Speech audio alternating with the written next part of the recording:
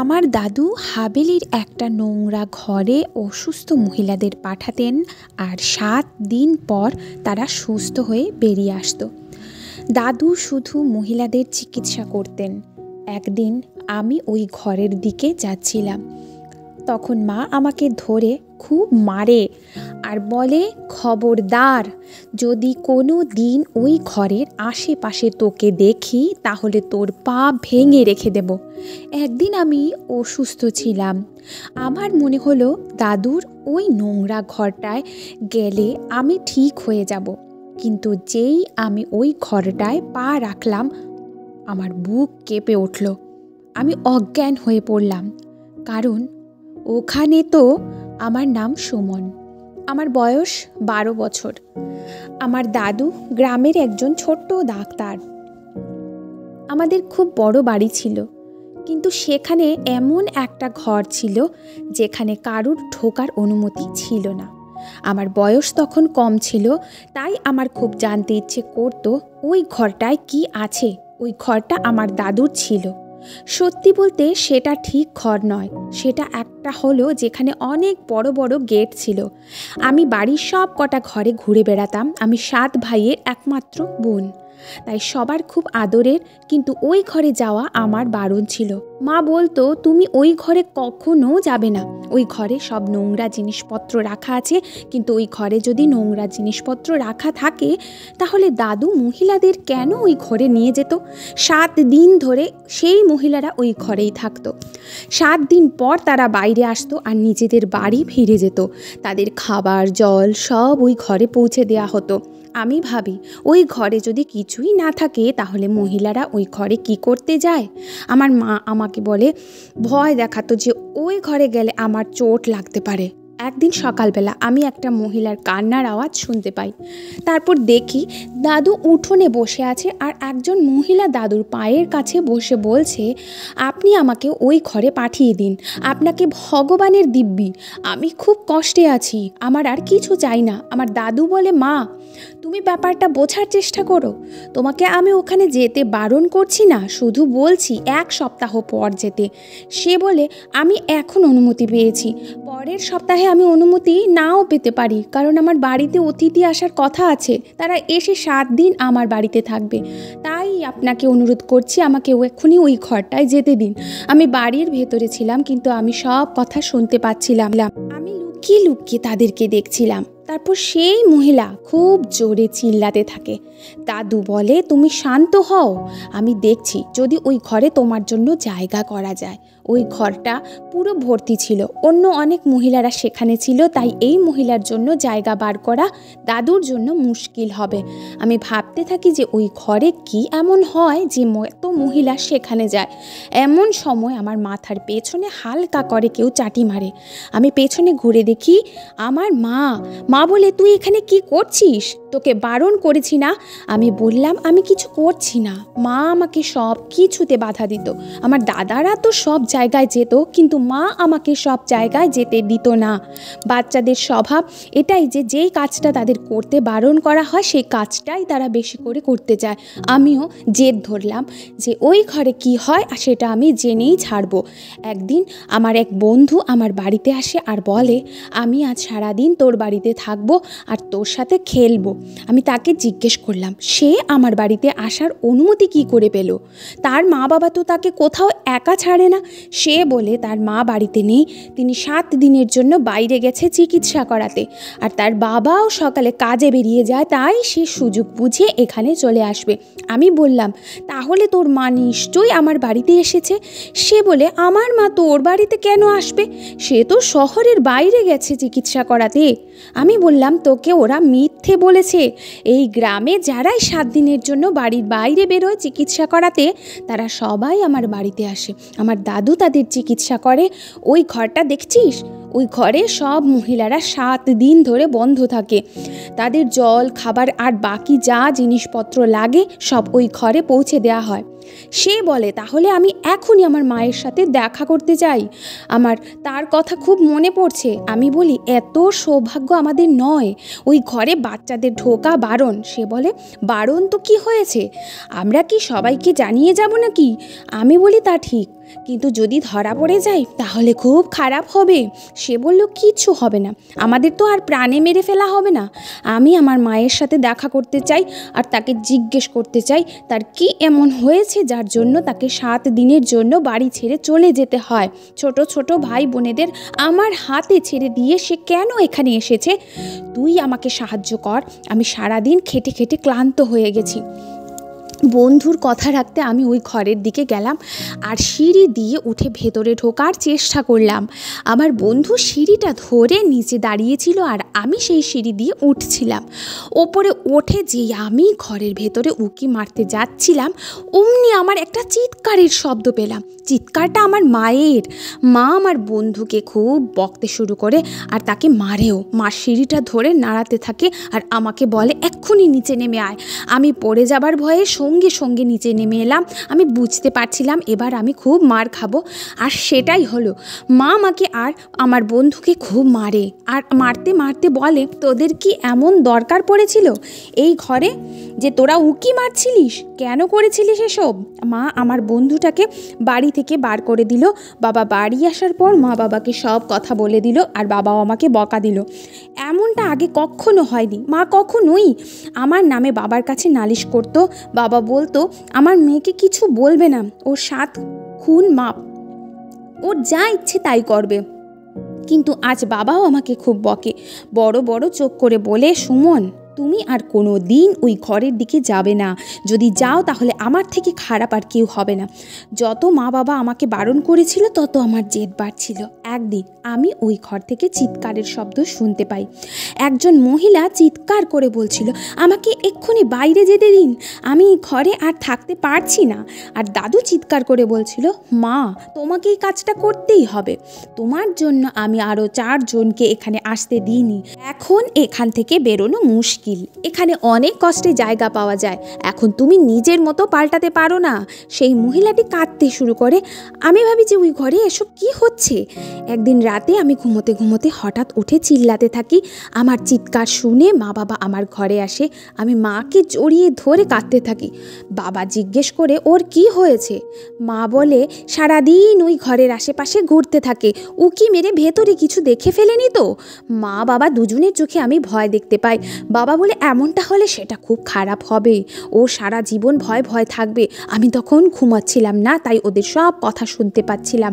আমি ভাবলাম ওই ঘরে কি এমন আছে যেটা দেখে আমি সারা জীবন ভয় ভয় থাকবো। তারপর আমার মনে হলো যে মা বাবা নিশ্চয়ই আমাকে ভয় দেখানোর জন্য এসব কথা বলছে। একদিন আমার শরীরটা খুব খারাপ হয়। মা বলে, আমি তোকে ওষুধ দিচ্ছি, এটা খেয়ে তুই ঠিক হয়ে যাবি। কিন্তু মায়ের ওষুধ খেয়েও আমার শরীর ঠিক হলো না। আমার পেটে খুব ব্যথা করছিল।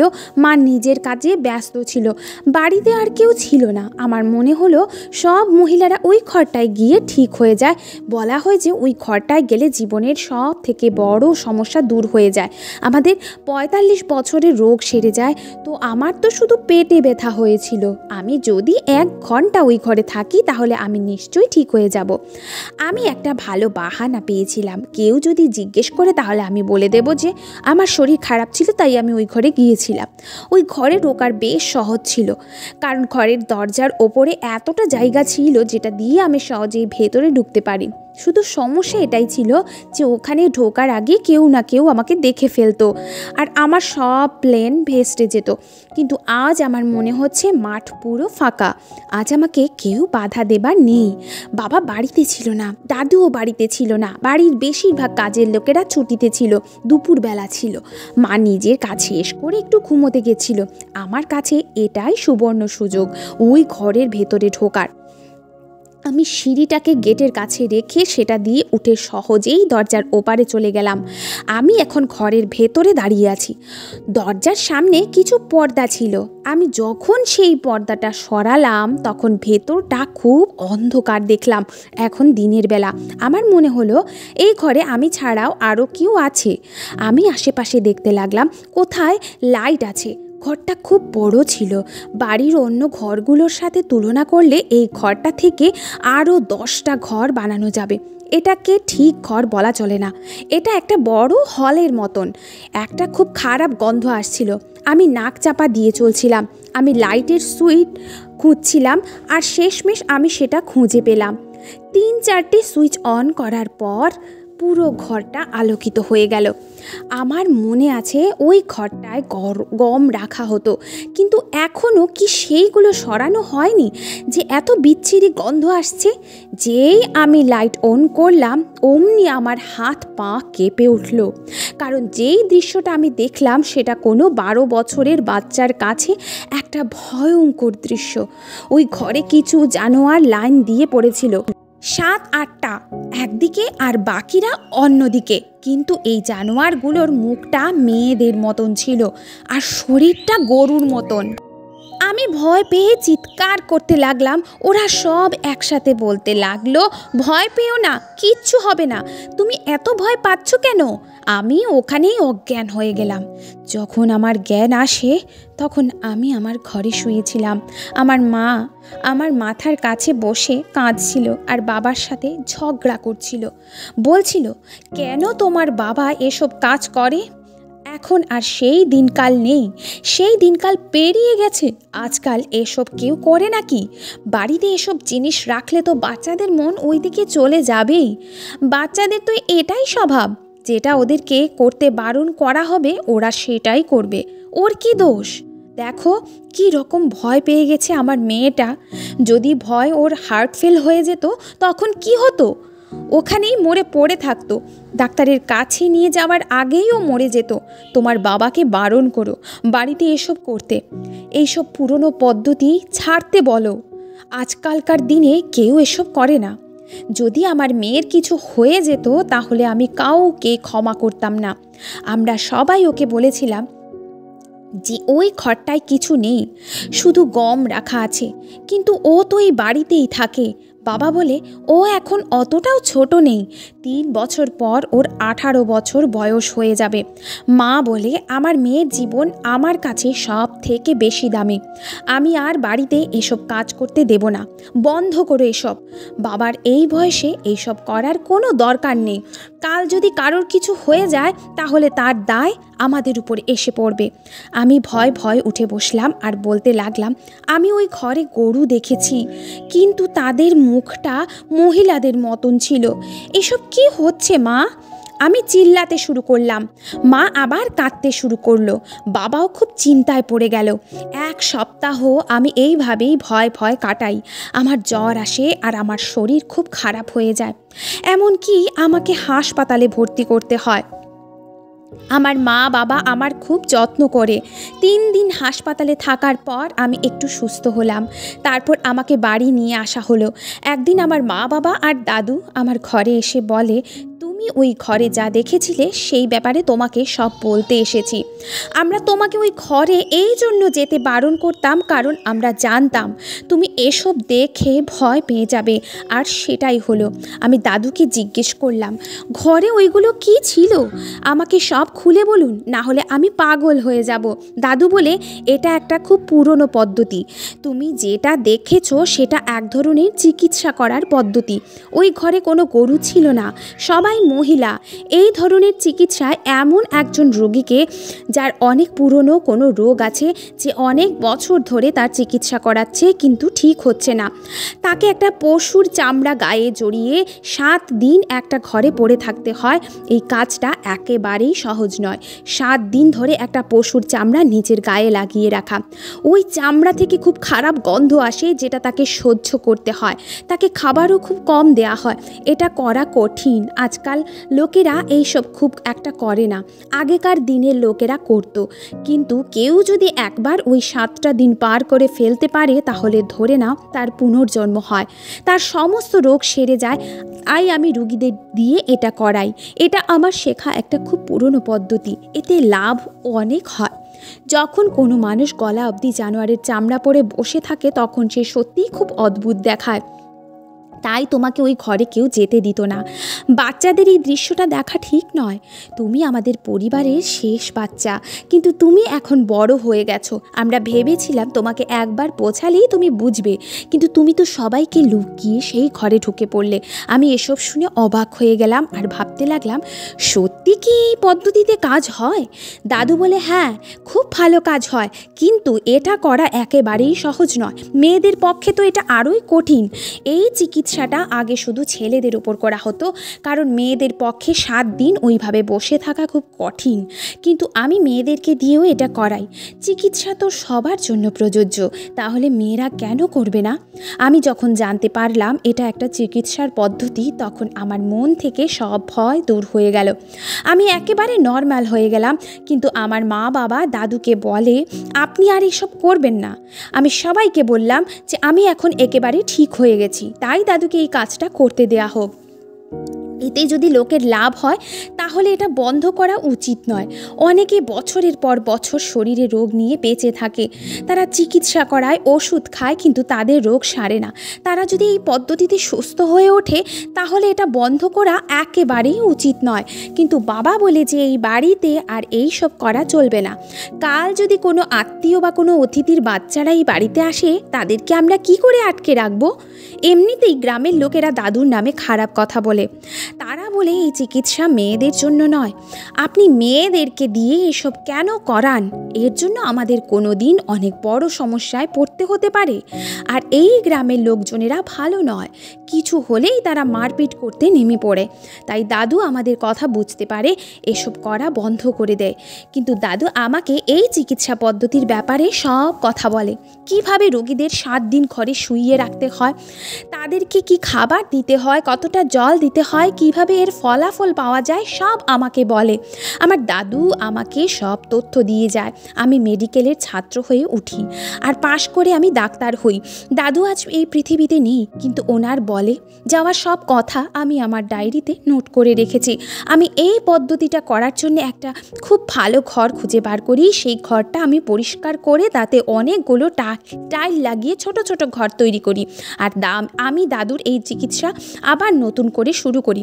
এখন শুধু গ্রামের লোকেরা নয়, গ্রামের আশেপাশের লোকেরাও আমার কাছে আসে আর 7 দিন নিজেদের আমার কাছে সমর্পণ করে দেয়। আমি তাদেরকে দিয়ে ওই কাজটা করাই, আর এর জন্য আমি টাকাও নিতাম আর লোককে সাহায্য করতাম।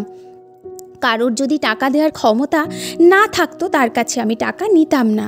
আমি দেখে অবাক হয়ে যাই যে যেই কাজটা বড় বড় ওষুধ করতে পারেনি, সেটা এই পদ্ধতি সহজেই করে দেখায়। এটা করার পর সবাই আমায় বলতো যে তারা অনেক সুস্থ বোধ করছে। আমার বাড়ির লোকেরা আমাকে এই কাজটা করতে অনেকবার বারণ করেছিল, কিন্তু আমি দাদুর এই চিকিৎসা পদ্ধতিটা এগিয়ে নিয়ে যেতে চাই। বাড়ির সবাই এর জন্য আমাকে সব সম্পত্তি থেকে বঞ্চিত করে, কিন্তু তারপর আমি জানতে পারি যে দাদু তার ভাগের সব সম্পত্তি আমার নামে করে দিয়ে গেছেন।